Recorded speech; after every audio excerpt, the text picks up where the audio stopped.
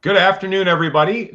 I'm Jason Camus. Oh gosh, I wanted to sound like I was some famous guy. This is Jason Camus here with you. Anyways, I'm here today with Chris Huether to do another vice president candidate interview. And for those who've watched these before, the idea here is this is your opportunity to get to meet some of the candidates for vice president for the 2026 27 year. As I've mentioned before, this is a 3-year term, so they become vice president and then president elect and then president in the third year. And just an opportunity to get to meet the candidate a little bit, learn a little bit more about them. As a reminder, voting and ballots will be out in April for clubs and in May for our members at large, but both an electronic ability to vote as well as a paper ballot that you'll receive in the mail. So that said, let's move ahead. Chris, welcome. Thank And you. why don't you go ahead and just introduce yourself and a little bit about who you are? Sure. So my name is Chris Huether. I live in Alexandria, Minnesota, which is a town a couple hours west of the Twin Cities area. I've been here for almost 18 years now. I'm an attorney here in Western Minnesota.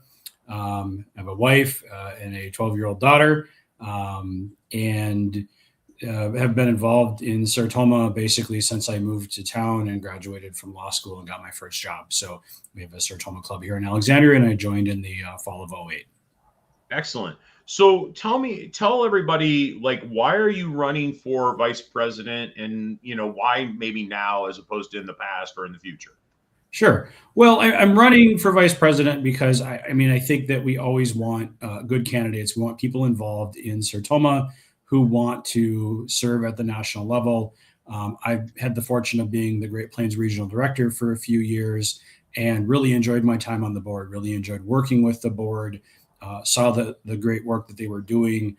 And basically, I want to continue that work. And I think that I can bring a lot of good ideas to the organization and keep moving it forward. And I think the board's doing a really good job of that. And I think that the goal really should be continuity as time goes on. The terms of presidents are very short, and it's hard to sort of, I think, enact change year to year. And so I think trying to have the board keep working forward so that big projects get done is really important. And I want to keep working with the board to do that. So.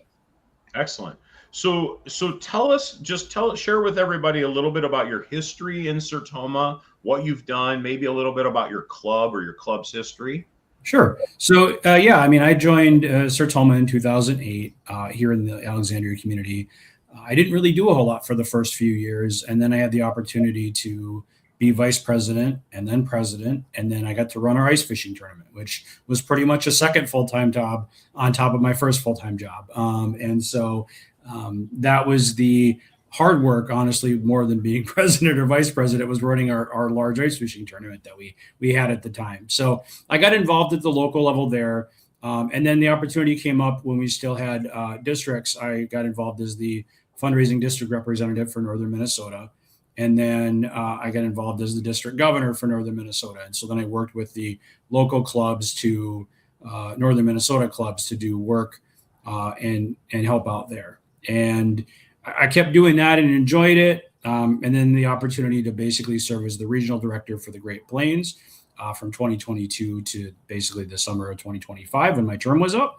And really for the last year, or 6 or 8 months, I've been back as the president of my local club again. And so working kind of in the local community a little bit more to address the things that our club needs and work on projects and things like that. Excellent. Well, I have to say, running an ice fishing tournament is probably one of the most unique qualifications. I'm sure everybody has a unique qualification, but that would definitely be one.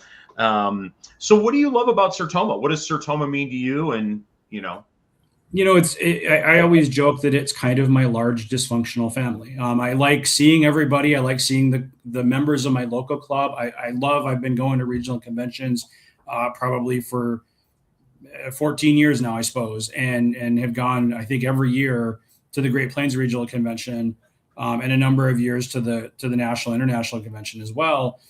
because you learn so much. You meet so many interesting people. You get perspectives. Especially at the national convention, you hear about fundraising ideas and projects and things that you never considered as a local club. And so I really appreciate sort of that camaraderie. Even locally, we give back to our community a lot. We donate a lot of money to our community. We're involved in a lot of service projects in our community. For example, we screen, first, third, and fifth graders every year for hearing health issues. And we bought all the audiometers for our local school. And so they appreciate that. And it's something that we can do that's tangible for our community. So really being involved locally and seeing all of the work done by Sertoma nationally is really been enjoyable. And that's why I keep coming back to it. Awesome. So is there anything that you would like to see changed or improved about Sertoma, particularly at the national level? I don't want to say changed or improved, because I really think the board is doing a very good job. I mean, and I, the one benefit to being the regional director for a few years is I really kind of saw under the hood of things. And I know how hard the international office works. I know how hard the staff works. I know how hard the board works to do the best that we can do as service organizations are changing. And so, the biggest thing that I see is that I know that there's been a lot of things that international has done in terms of partnerships with like Here USA and things like that. And I think really what I want to focus on is trying to get that to the local clubs and establish partnerships so the local clubs can use that resource that the international organization has built and really say, here clubs, here's how you can use that to strengthen your club and network and partner. And so really that's what I see, I think, as the goal of the board is to kind of keep showing how we can help the local clubs. And we've done a lot of great work over the years with, the disaster relief grants and the club grants and all those kinds of things have started that process. And I think that's really, I see that as just something that needs to continue to show the local clubs, hey, this is how the international big organization can help you thrive and move forward. Excellent. So share with everybody a little bit about your non-Sertoma leadership experience or what you do in the community, and maybe if that ties into Sertoma and how that works. Sure. So, in my local community, I'm part of the city planning commission. So I'm a elected member of the city process through that. So that's really enjoyable to do that. I've been part of a lot of boards over the years. I was part of a family selection committee for Habitat Humanity for a lot of years. Right now, I'm the president of my local soccer organization that my daughter's a part of. So always opportunities to serve in local community, I think. Really, I'd say that a lot of that it kind of ties in with Sertoma in that all those things are related. They're all serving the community in different ways. And so there's the opportunity to sort of cross those over. And so I'm always talking to people in different groups about Sertoma and in Sertoma groups about all the other organizations. And we have a weekly speaker that comes to Sertoma. And most of the time, because our community is 15,000 people, I know who it is. I've worked with them on something or other. And so it's really a good opportunity to keep educating our local community members about what Sertoma is and how we can help, and also kind of find other ways to partner with their communities too. So, excellent. So is there anything that we've missed today that you'd like to share with anyone watching out there? The only thing I'd say is I really would encourage people to vote.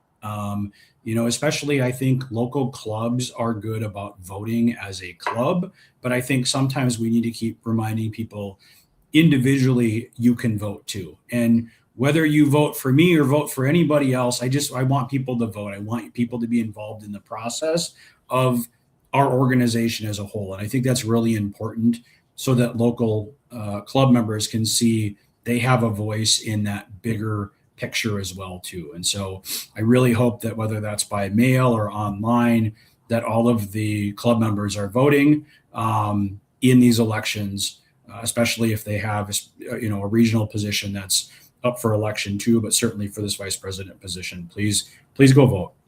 Excellent. That's great. Well, I just want to say thank you for your willingness to serve. It takes a lot of effort and an ability to put yourself out there, and that's important. Like you, I want to see our club members, our clubs vote, our members vote.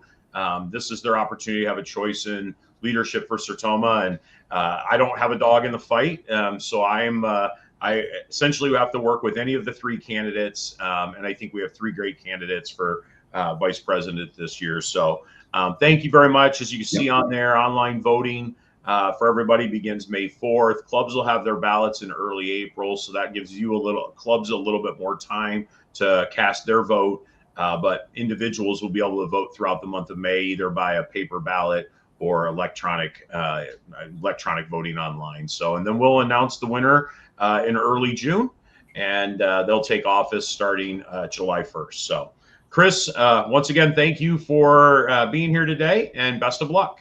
Thank you for having me, Jason.